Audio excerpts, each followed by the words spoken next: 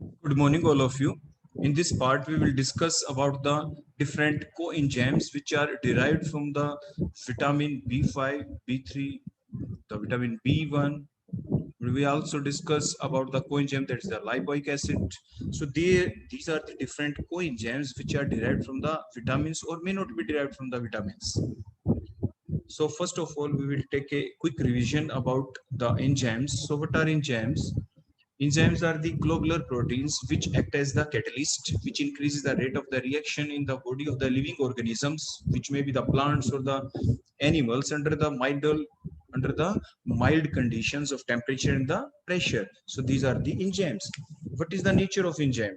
Enzyme का nature कैसा होता है? As we already see in the definition, okay, the enzymes are proteinaceous in nature. The enzymes are proteinaceous in nature, but the enzymes may be the simple protein or enzyme may be the conjugated protein. If enzymes are the simple protein, then they are made up of only the alpha amino acid. Alpha amino acid means the NH2 group is present at alpha position with respect to the CH group. So these are the alpha amino acids.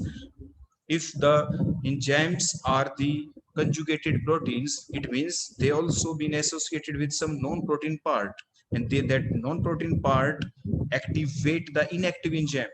जो आपके non active part होता है, what it does, ये क्या करता है, ये आपके जो there are some enzymes which are present in inactive state, तो वो जो inactive state होती है उसको एक्टिव बनाने में हेल्पफुल होता है जो नॉन प्रोटीनेसिस पार्ट होता है.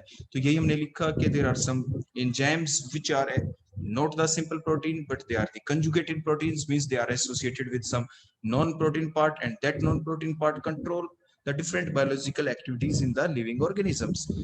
So that non-protein part is called as the prosthetic group. So the non-protein part, which will be the metal ion, which will be an organic molecule, which is associated with the protein part, means which is associated with the inactive part of the enzyme, is called as the prosthetic group.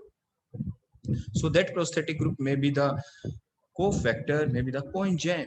If the non-protein part is a metal ion, which is associated with the inactive part of the enzyme, that is the which is present with the inactive part of the enzyme, that is the protein part के साथ जो attach है, that called as the cofactor. If it is a metal ion, if it is not a metal ion, then it is the coenzyme. So what is the example of cofactor? Example is hemoglobin. In the hemoglobin, the metal ion is the iron. Metal ion is the iron, and protein part is the globin. So what are coenzymes now? The other things which we discuss here about the prosthetic group, means prosthetic group are of two type, cofactor and the coenzymes. If the non-proteinaceous part is an organic molecule, the non-proteinaceous part is an organic molecule which is associated with the inactive part of the enzyme, which is associated with the inactive part of the enzyme, called as the coenzyme, called as the coenzyme. And these different example are the ATP, NAD, NADP, coenzyme A, FMN, FAD, TPP, biotin, lipoic acid.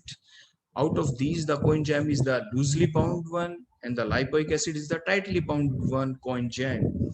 Means the coenzyme क्या करते हैं, आपके coenzyme आपके जो inactive part होता है, जो inactive होते हैं आपके एंजाइम्स, उनके साथ एसोसिएटेड हो जाते हैं और उनको एक्टिव कर देते हैं, सो that the fresh reactant molecule, the fresh substrate molecule can sit on their reactive site, otherwise they have the inactive sites. तो जो इनएक्टिव साइट होती है एंजाइम के सरफेस के ऊपर, उसको एक्टिव बनाने का काम जो करते हैं वो कहलाते हैं आपके को एंजाइम और द कोफैक्टर. तो coenzymes ने क्या किया? Coenzyme are the non-proteinaceous proteinaceous organic molecule which activates the inactive protein, which are involved in the different biological processes taking place in the living organisms, which may be the plants, which may be the animals. So now what are coenzymes? The coenzymes are nothing but they are the non-proteinaceous part, and they are also the organic molecule. They are the organic molecules such as the vitamins like thiamine, riboflavin, niacin, and they are associated with the inactive part of the enzyme. These called as a coenzyme.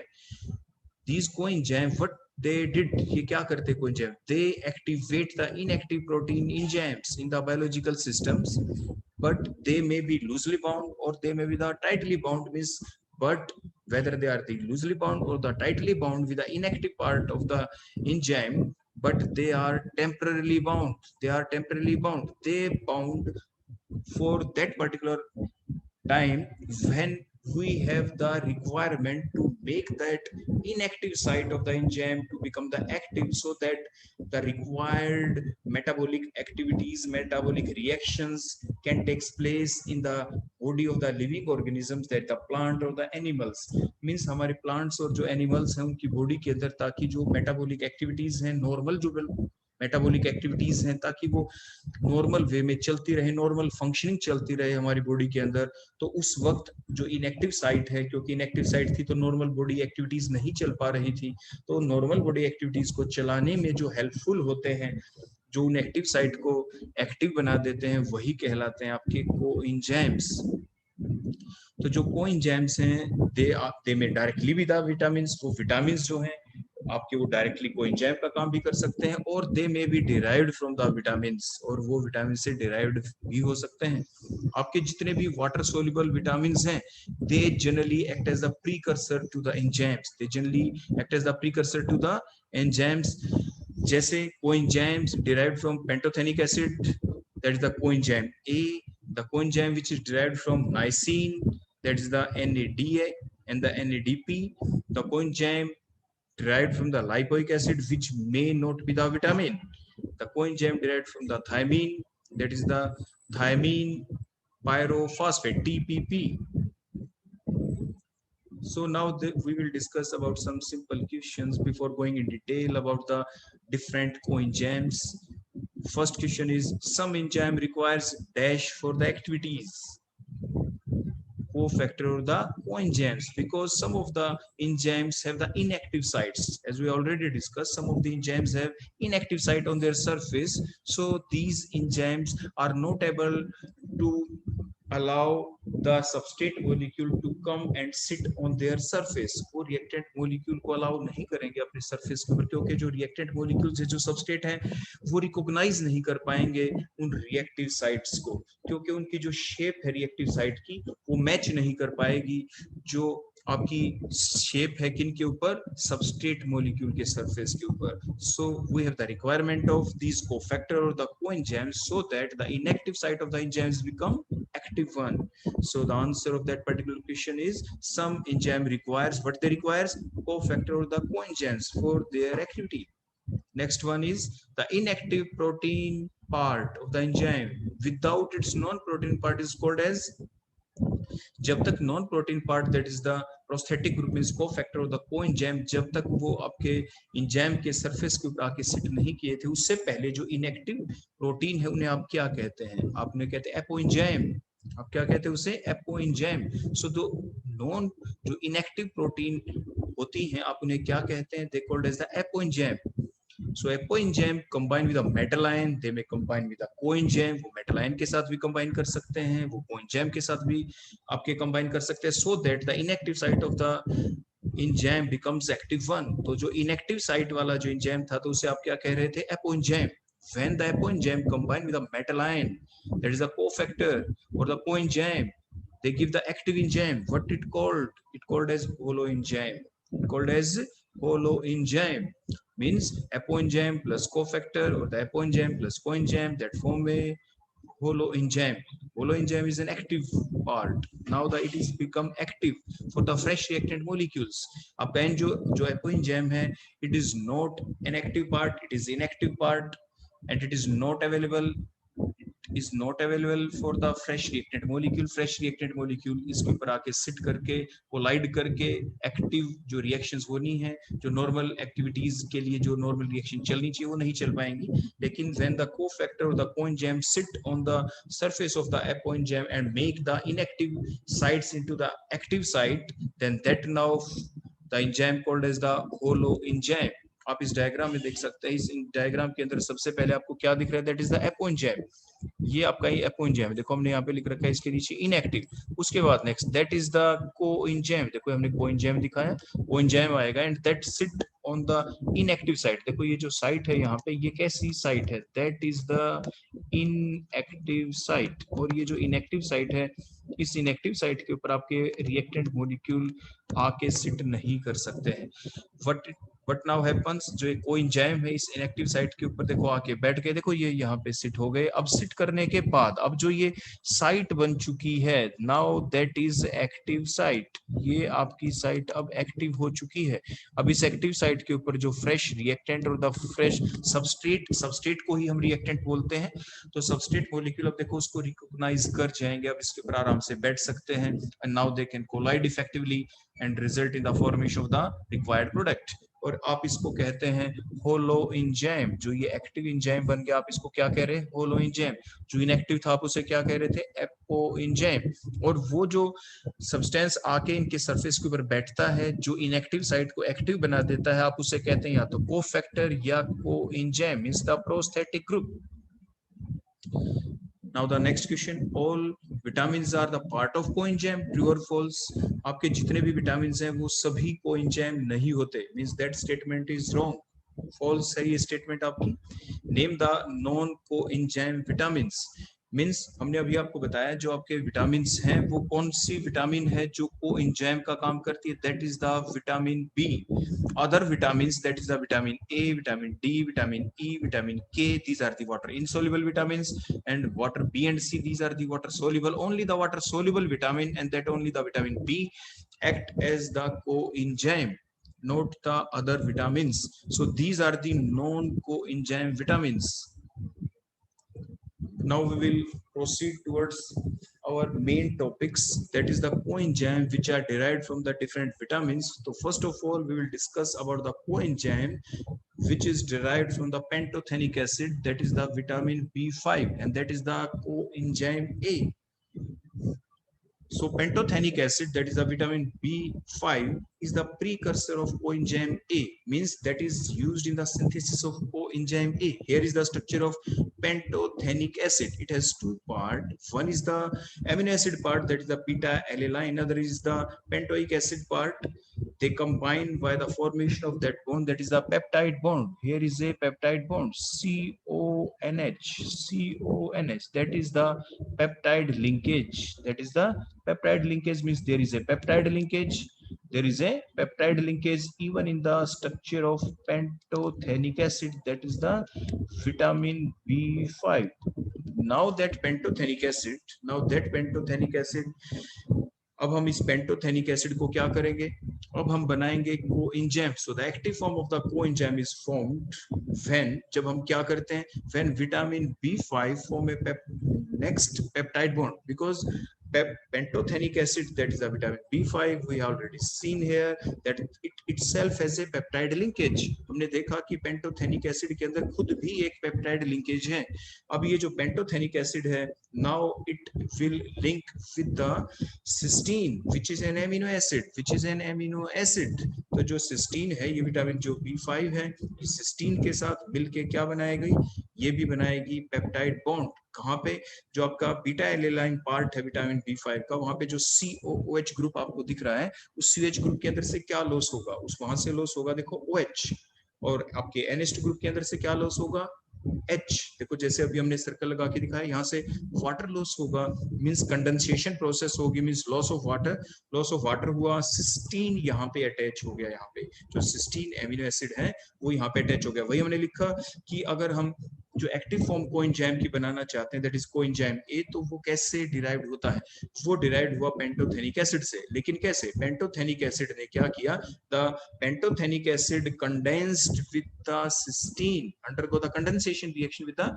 Cysteine by the formation of the peptide bond. देखो ये peptide bond यहाँ पे बन जाएगा. Next, अब यहाँ पे आएगा next followed by the decarboxylation reaction. अभी मैंने क्या बताया कि अभी तो ये peptide bond बन गया, after the formation of the peptide bond the decarboxylation reaction occur. देखो decarboxylation होगी, यहाँ से ये CO2 लॉस हो जाएगा, यहाँ से COOH के अंदर से CO2 निकल जाएगा और यहाँ पे सिंपल H रह जाएगा. Means now the decarboxylation reaction occur in that cysteine residue. जो cysteine residue है इसके अंदर decarboxylation reaction होगी.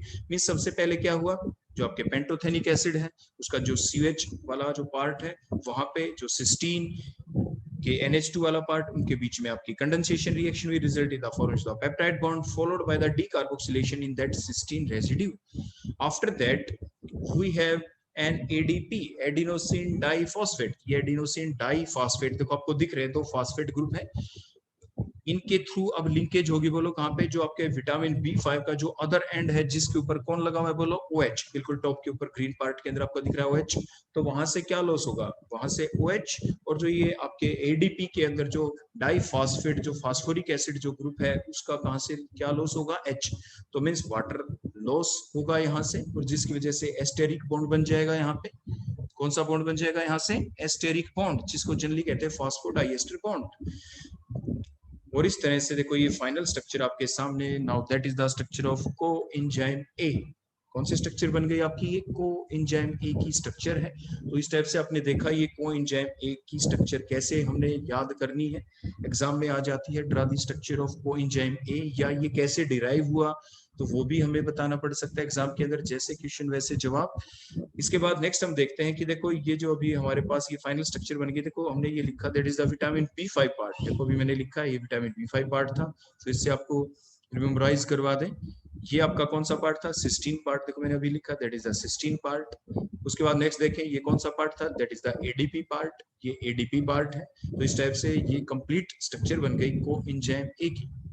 अब जो ये कोएंजाइम ए की जो स्ट्रक्चर है, अब हम देखना चाहते हैं कोएंजाइम ए की यूटिलिटी क्या है। The coenzyme A act as an acyl group carrier the variety of metabolic reaction through this SH thiol group. जो ये थायोल ग्रुप आपको दिख रहा है, जो सिस्टीन वाला पार्ट था जिसमें रेड कलर से हमने दिखाया, ये SHOH होता तो उससे हाइड्रोक्सिल ग्रुप कहते हैं, SH है तो थायोल ग्रुप, इस थायोल ग्रुप के थ्रू ही ये मेटाबॉलिक रिएक्शन चलती है, यहीं से ही तो होता है एसाइल ग्रुप कैरियर का ये काम करता है। तो coenzyme A act as an acyl group carrier in the variety of metabolic reactions, means they form the acetyl coenzyme A in the आपकी जो ट्राई कार्बोक्सिलिक एसिड साइकिल है, जो आपकी क्रेब साइकिल है, उसके अंदर फैटी एसिड ऑक्सीडेशन के दौरान, फैटी एसिड सिंथेसिस के दौरान भी। So this is the way to transport the carbon atom within the cell. जो आपकी जो सेल होती है उसके अंदर जो ट्रांसपोर्ट होता है कार्बन एटम का, मीन्स एसाइल ग्रुप का जो कैरियर का ये काम कर पाता है। मीन्स जो कोएंजाइम ए है, हमने क्या देखा इन conclusion अगर हम कहें तो it is a very important in the biosynthesis of many compounds like the fatty acid, like the cholesterol, or it is also an important in the metabolic reactions, energy metabolism for the pyruvate to enter into the Krebs cycle as the in the form of the acetyl coenzyme A. The coenzyme A is also important during the transformation of the alpha ketoglutarate into the succinyl coenzyme A in the TCA cycle, or you can say the Krebs cycle। जो next lecture हमारा होगा जिसमें हम energy production के बारे में पढ़ेंगे, जिसके दौरान आपकी डिफरेंट साइकिल्स आएंगी, that is the glycolysis, Krebs cycle, oxidative phosphorylation, इनके बारे में जब हम डिटेल में पढ़ेंगे तो वो तीन आपकी मेन स्टेप होती हैं। दैट इज द ग्लाइकोलाइसिस, जब भी हम फूड एब्जॉर्ब करते हैं, बॉडी में हम फूड लेते हैं, उसके बाद जो एनर्जी हमें मिलती है वो ग्लाइकोलाइसिस, Krebs साइकिल और ऑक्सीडेटिव फास्फोराइलेशन के द्वारा ही मिलती है। तो वो जो डिफरेंट प्रोसेसेस हैं एनर्जी प्रोडक्शन की, उन एनर्जी प्रोडक्शन वाली प्रोसेस के दौरान की जो एक स्टेप होती है, एक जो साइकिल होती है, उसी को Krebs साइकिल कहते हैं, TCA साइकिल कहते हैं। उसके दौरान जो आपकी डिफरेंट स्टेप्स होती हैं, उन डिफरेंट स्टेप्स में से ही तो ये स्टेप हैं जो हमने यहाँ पे लास्ट में आपको बताया है कि जो कोएंजाइम ए की वहां पे इंपॉर्टेंस है। कहाँ पे इंपॉर्टेंस है Krebs साइकिल के अंदर, जो उसकी एक स्टेप थी आपकी, जो पायरुवेट एंटर करता है Krebs साइकिल के अंदर in the form of acetyl coenzyme A. दूसरा हमने क्या बताया, जो अल्फा कीटोग्लूटारेट कन्वर्ट होता है succinyl coenzyme A, that is also one of the step in the Krebs cycle. इसके बाद जो ये आपकी कोएंजाइम जो ए है, जैसे मैंने बताया कि इस कोएंजाइम ए को जनरली हम कैसे एब्रिविएट करते हैं, COA लिख के, या फ्री कोएंजाइम ए को हम ऑफन कैसे लिखते हैं, कोएंजाइम ए डैश SH, क्योंकि इसके अंदर एक फ्री आपका थायोल ग्रुप होता है, फ्री सल्फोहाइड्राइल ग्रुप होता है, SH ग्रुप होता है, जो कि आपके एसाइल ग्रुप के ट्रांसफरेंस में उसके कैरियर का काम करता है। So that particular SH group is used to carry out the carbon compounds and the remaining of the molecule of the coenzyme A act as a handle। बचा हुआ जो पार्ट है वो हैंडल का काम करता है, और जो SH ग्रुप है इसी के थ्रू आपके जो एसाइल ग्रुप की ट्रांसफरेंस होती है उसके लिए कैरियर का काम करता है। दूसरे शब्दों में हम कहें कि जो रिमाइंडर है कोएंजाइम ए का, it provide as a skeleton, it provide a structure that the enzyme can find and orient कब when during the different catalyzing reaction involving the attached carbon unit। Next अब हम देखेंगे, अब तक हमने देखा पेंटोथेनिक एसिड के बारे में कि जो विटामिन B5 था वो किस तरह से आपके जो एंजाइम्स थे आपके उसके अंदर किस तरह से वो वहां से डिराइव्ड किया जा सकता है। तो कौन से एंजाइम के बारे में हमने अभी तक पीछे देखा, फिर आपको बता दें कोएंजाइम ए था ये आपका, जो कहां से आपका डिराइव्ड हुआ था, that is derived from the pantothenic acid, that is the vitamin B5। अब हम नेक्स्ट कोएंजाइम की तरफ प्रोसीड करते हैं, और वो नेक्स्ट कोएंजाइम क्या है, which is derived from the niacin, which is derived from the vitamin B3, that is the NAD and the NADP। तो जो नाइसिन है, niacin is the name of both nicotinamide, that is the structure of nicotinamide. देखो amide group आपको इसमें दिख रहा है CONH2, that is the amide linkage. जो ये CONH2 है, बोलो ये कौन सी लिंकेज होती है, that is the amide linkage. तो दैट इज द निकोटिनेमाइड, क्योंकि जो रिमेनिंग पार्ट है ये क्या है, ये pyridine पार्ट हो गया, that is the pyridine part के ऊपर एमाइड ग्रुप लग गया, so that is the nicotinamide. तो means the niacin is the name of both nicotinamide and the nicotinic acid, that is the nicotinic acid, हमने CH group इसके ऊपर लगा दिया। So niacin is the name of both nicotinamide and the nicotinic acid. Either of them can act as a precursor of the nicotinamide coenzymes, that is the NAD or the NADP. Niacin is required for the synthesis of these two enzymes, that is the NAD and the NADP. आप यहाँ पे structure देख सकते हैं, that is the structure of nicotinamide adenine dinucleotide, NAD की ये structure है। दूसरी जो स्ट्रक्चर होगी NADP की, that is the structure of NADP।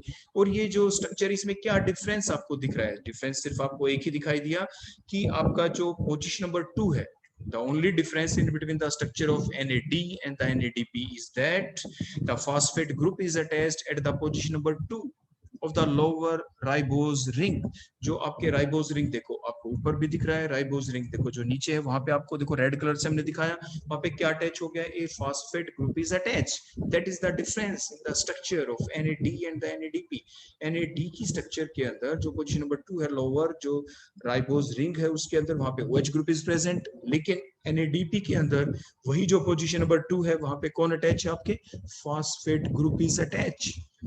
So that is the difference in between the structure of the NAD and the NADP.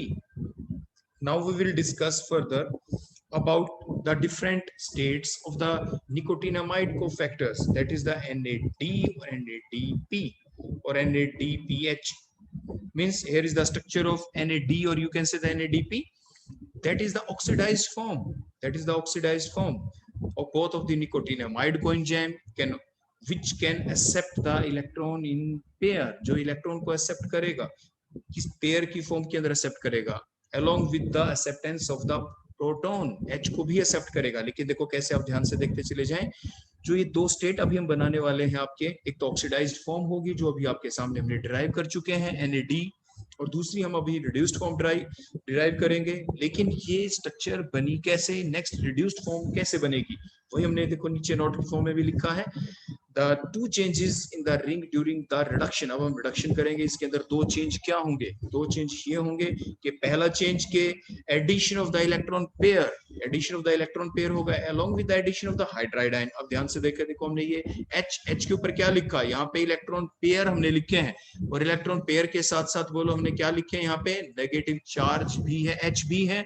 और negative charge भी है, दो इलेक्ट्रॉन है, हाइड्राइड आयन है, बोलो ये यहाँ पे कौन सा आयन है, यहाँ पे H negative, means that is the hydride ion.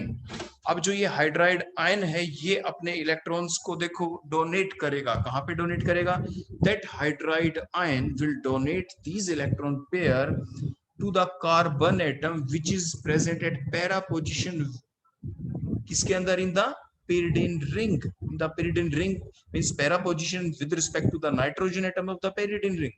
जो नाइट्रोजन एटम है उसके रिस्पेक्ट में जो आपकी पैरा पोजीशन, बोलो साथ वाली पोजीशन को इसको क्या कहते हैं, दैट इज ऑर्थो पोजीशन।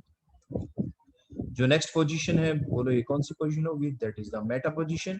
और लास्ट वाली देखो ये जो पोजीशन है, that is the para position. तो इसी पैरा पोजीशन के ऊपर जो हाइड्राइड आयन है, ये अपने इलेक्ट्रॉन क्या करेगा, डोनेट करेगा, followed by the shifting of the pi bond electron in that ring। अभी हम वो देखते, देखो किस टाइप से, सबसे पहले देखो ये H नेगेटिव ने पैरा पोजीशन के ऊपर देखो अटैक किया, attack means formation of coordinate bond, क्योंकि H negative here act as the donor and the carbon atom act as the acceptor here.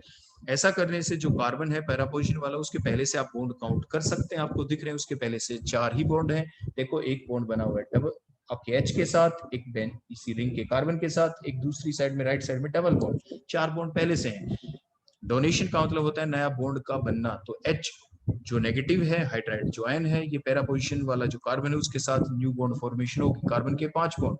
अब पाई इलेक्ट्रॉन देखो शिफ्ट हुए, देखो पाई इलेक्ट्रॉन फर्दर आगे शिफ्ट हो जाएंगे और यहाँ पे शिफ्ट करेंगे तो जो नेक्स्ट कार्बन है उसके 5 बॉन्ड हो जाएंगे। ऑर्थो वाला जो कार्बन है, ऑर्थो जहाँ पे मैंने लिख रखा है देखो ऑर्थो, उस कार्बन के देखो पहले से बॉन्ड गिने कितने, पहले से 4 ही बॉन्ड है। देखो 1 2 2 3 बॉन्ड तो दिख रहे हैं और एक क्या है, यहाँ पे भी देखो H ही है, तो एक बॉन्ड और वो शिफ्ट हो जाएगा पाई बॉन्ड का, तो यहाँ पे कितने बॉन्ड हो जाएंगे, 5 बॉन्ड्स। नाउ अब हम क्या करें, अब जो नेक्स्ट पाई बॉन्ड है वो नाइट्रोजन, क्योंकि उस पे पॉजिटिव चार्ज है, दोनों पाई बॉन्ड के इलेक्ट्रॉन्स को अपनी तरफ अट्रैक्ट कर लेगा। नाइट्रोजन का पॉजिटिव चार्ज डिमिनिश हो जाएगा, वो न्यूट्रलाइज हो जाएगा।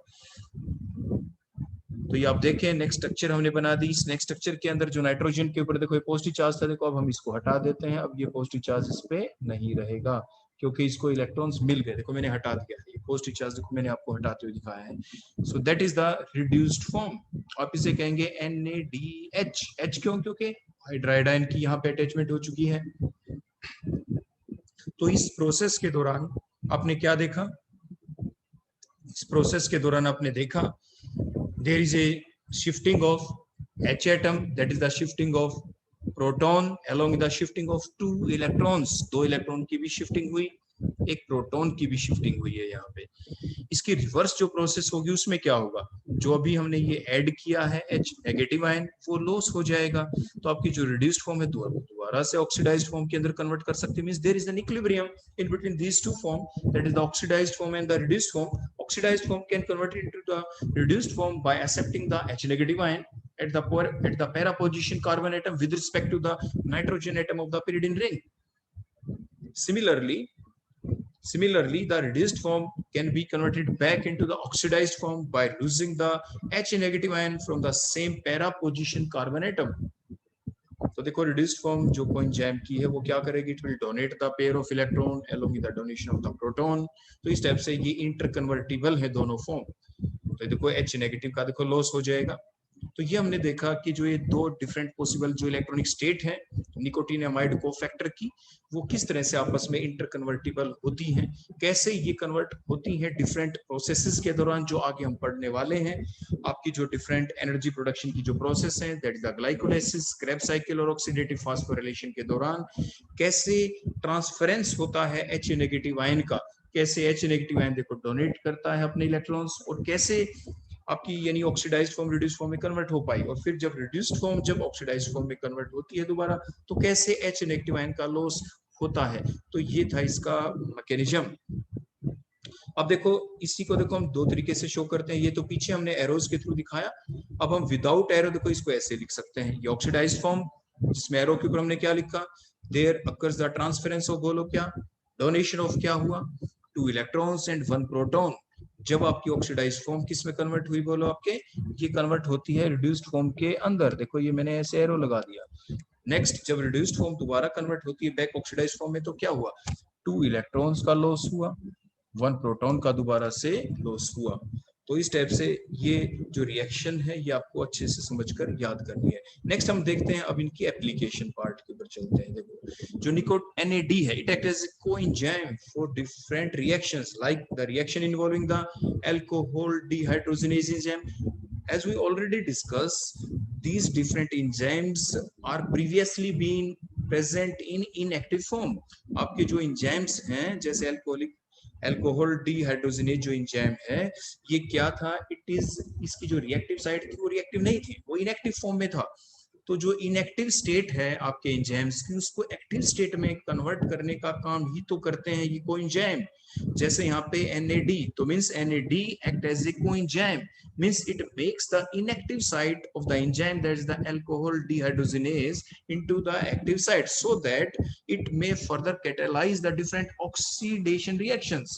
तो मींस जो different oxidation reactions है, like the oxidation of several, यानी जो आपके अल्कोहल्स हैं उनका जब ऑक्सीडेशन होता है, तो यानी उसके दौरान भी आपके ये एंजाइम यूज हो सकते हैं, but in presence of that coenzyme. क्योंकि अल्कोहल मैंने अभी बताया आपकी बेसिक चीज को आपको बिल्कुल भी नहीं भूलना है।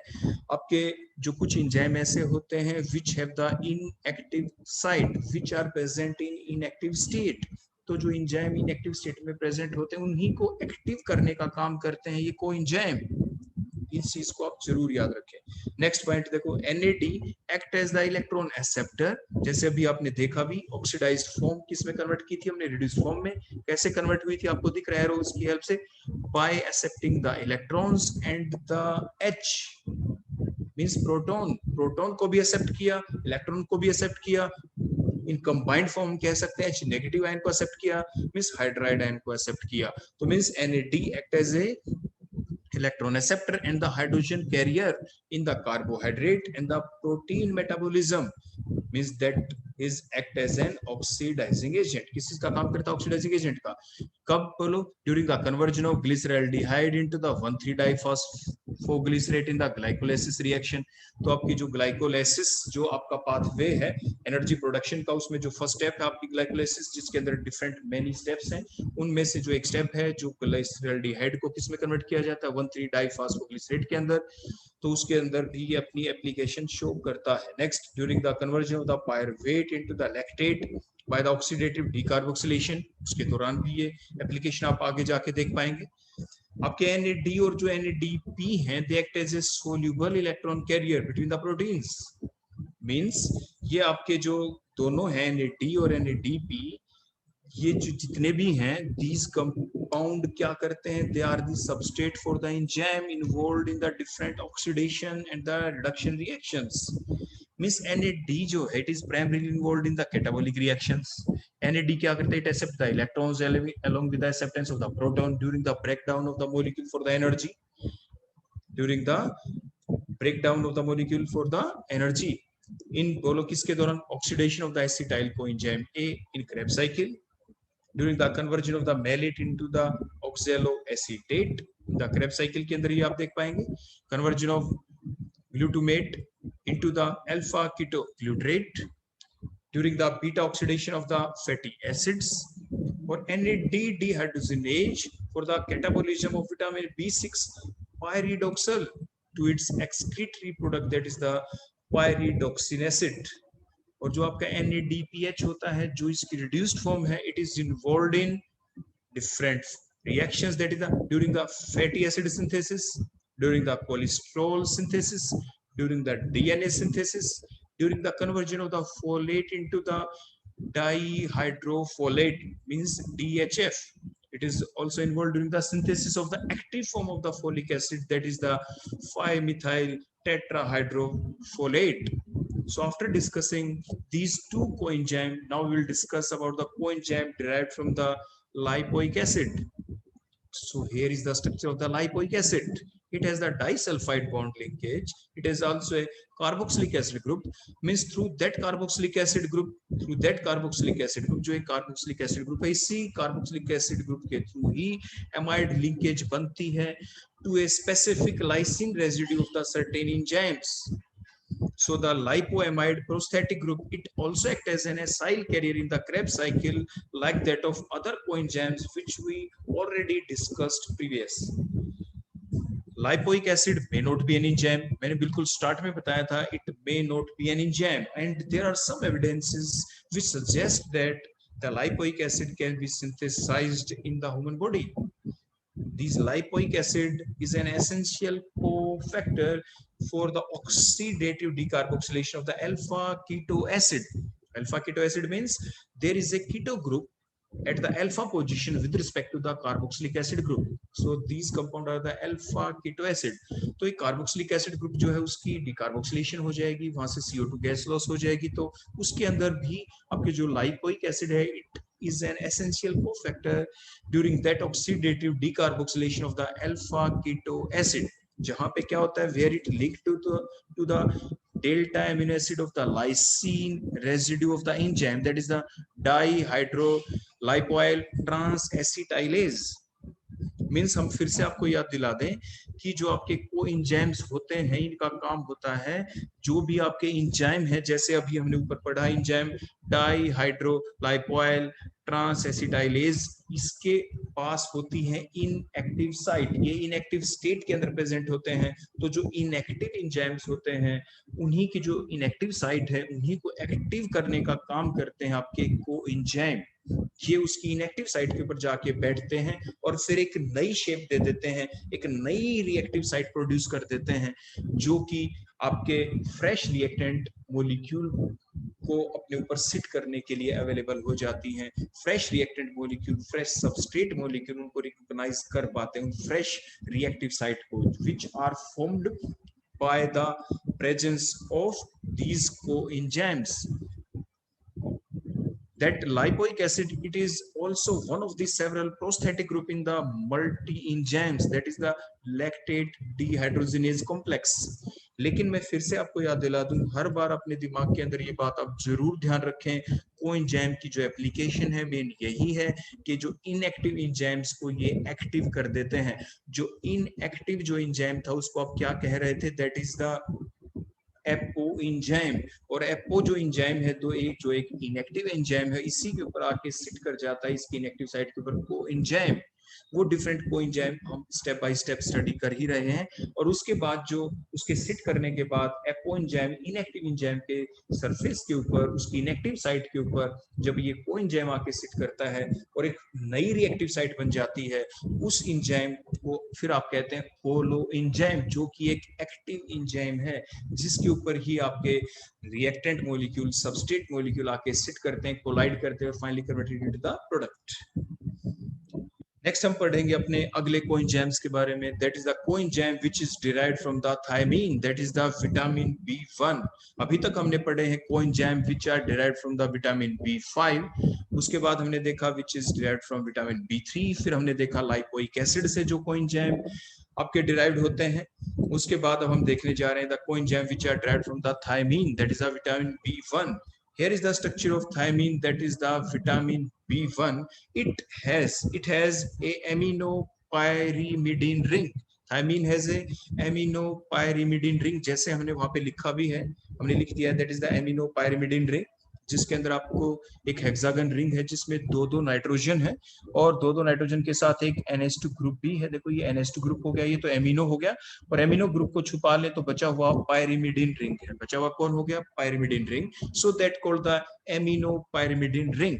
And it also has a thiazole ring, जो दूसरा रिंग है, जो 5 मेंबर्ड रिंग आपको दिख रहा है जिसमें एक नाइट्रोजन एक सल्फर है। सो कॉल्ड द थायो means sulphur, azo means nitrogen, एक ऐसा रिंग जिसमें नाइट्रोजन भी है। ये कैसा पेंटागन रिंग है जिसके अंदर नाइट्रोजन भी है, जिसके अंदर सल्फर भी है। So that called the thiazole ring. और दैट थायजोल रिंग कंटेन, बोलो इसके ऊपर क्या है, मैं फिर से देखो शो कर रहा हूं, it contains the methyl group. देखो मिथाइल ग्रुप के ऊपर हमने सर्कल लगा दिया। Also contain an hydroxyethyl group. Hydroxyethyl means, ethyl means 2 carbon atom. देखो यहाँ पे ये CH2 हो गया, देखो ये सेकंड CH2 है, यहाँ पे देखो ये CH2 है और क्या लगा हुआ है, एक OH। So called the hydroxyethyl group. तो मींस जो आपका ये कौन है, thiamine, that is the vitamin B1 जो है, इसके अंदर कौन से 2 रिंग अभी आपने देखे, देखो मैं फिर से आपको बताता हूँ। एक तो आपके बोलो कौन हो गया, that is the amino pyrimidine ring. Second one is the thiazole ring which contain the methyl and the hydroxyethyl group. After that, these two ring combine with each other via the methylene bridge. They are linked by the methylene bridge. Methylene means CH2 group. देखो ये बीच में जिसके ऊपर हमने arrow लगा के दिखाया, ये कौन है, देखो एक कार्बन है, कार्बन के ऊपर दो कौन होते हैं, बोलो 2 H होते हैं। तो that CH2 group is called as the methylene group. तो इसलिए हमने इसको कहा मिथाइलिन लिंकेज। तो मिथाइलिन लिंकेज के थ्रू जो ये 2 रिंग है आपस में क्या है, लिंक्ड होते हैं। उसके बाद जो ये विटामिन, जो ये थी कौन से वाली आपकी, विटामिन B1, दैट इज कौन, थायमीन।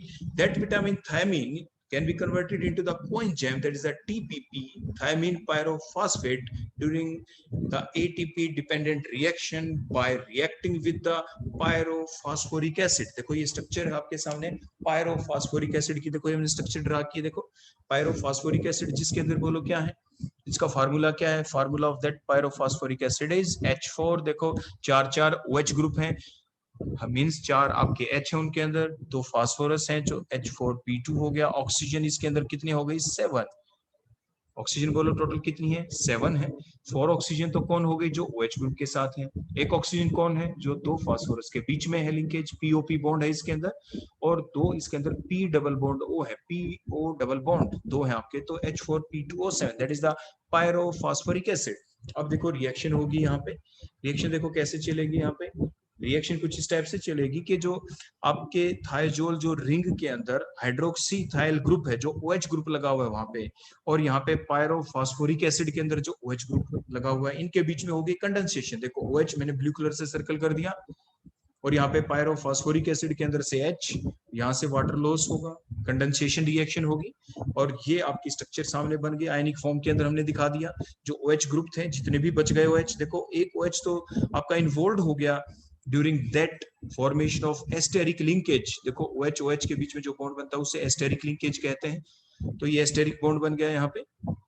उसके बाद बच गए जो 3 OH, वो प्रेजेंट है आयनिक फॉर्म के अंदर, आपके सॉल्ट फॉर्म के अंदर। अगर हम इसको शो करते हैं तो ये स्ट्रक्चर आपके सामने बन गई थायमीन पायरोफॉस्फेट।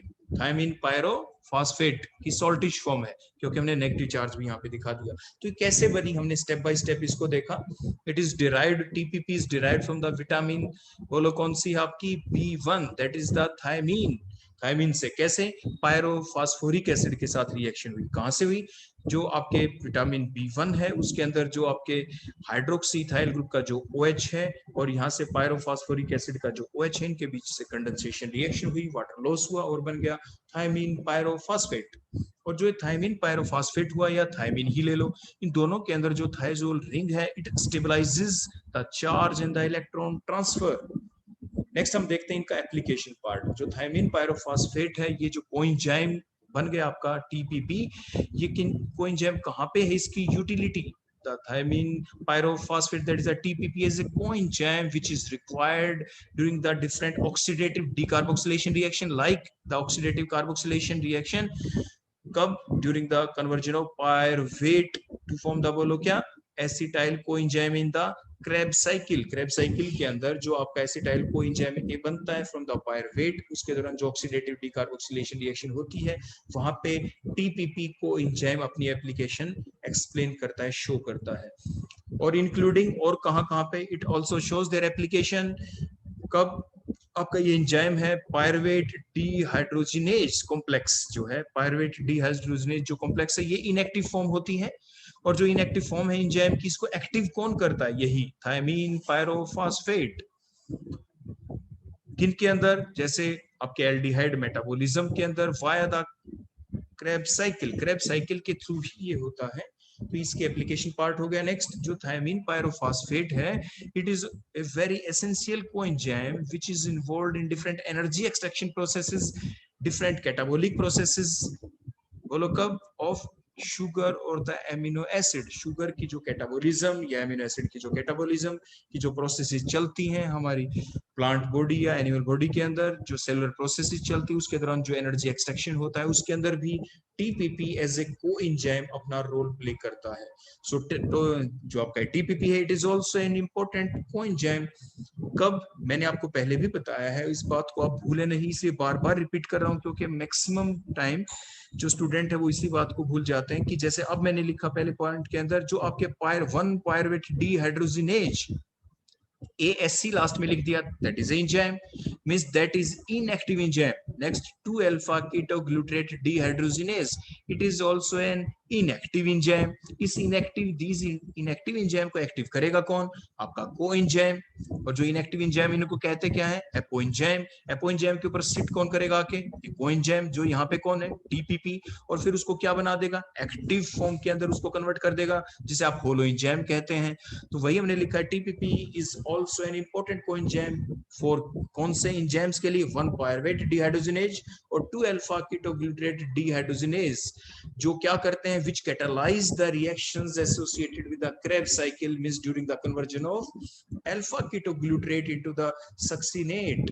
और सिमिलरली जो सेकंड एप्लीकेशन है, जो आपकी ग्लाइकोलाइसिस प्रोसेस के दौरान है, आपके जो एंजाइम है जो इनएक्टिव स्टेट के अंदर प्रेजेंट होता है, दैट इज द 3 ट्रांसकीटोलेज, उसको एक्टिव फॉर्म के अंदर कन्वर्ट करता है यही TPP during the conversion of glucose 6 phosphate into the ribose 5 phosphate.